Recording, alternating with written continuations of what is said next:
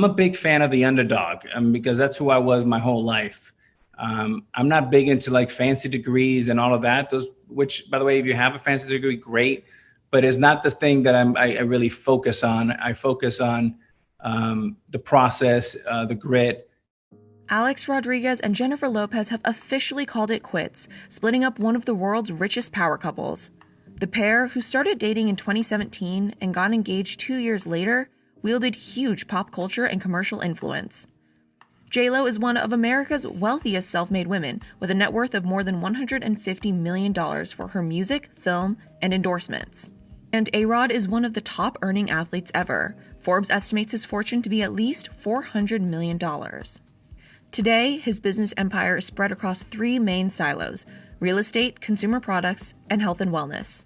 I've always had this entrepreneurial spirit in me ever since I was a young man. I think I came up looking at my mother, who was an entrepreneur herself, and my father, who was really good with numbers. And we, as a kid in Washington Heights, we owned a shoe store, and I saw my father selling shoes all day long. He was great with numbers. He never needed a calculator.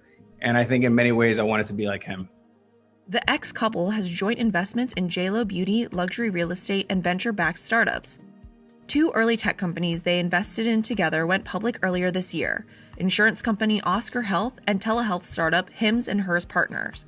But the bulk of their portfolios are largely separate and focused in different areas. A-Rod isn't missing a beat.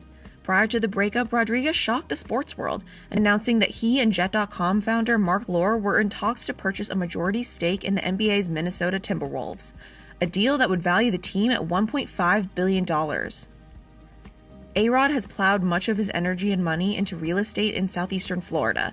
So many athletes start their career, go from rags to riches, back to rags. And I found that just terribly concerning and disturbing. And I didn't want to be one of those negative statistics where a player went out and made a small fortune and then fell into tough times.